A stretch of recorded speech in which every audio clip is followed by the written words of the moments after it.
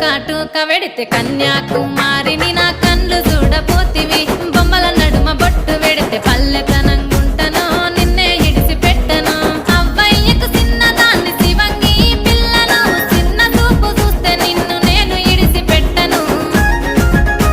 ఓ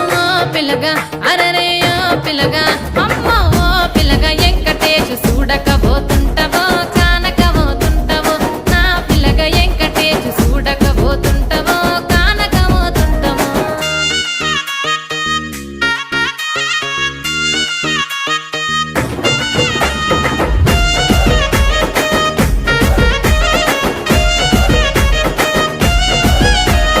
మన ఊరిలో నన్ను మించే అందమెవరికున్నదో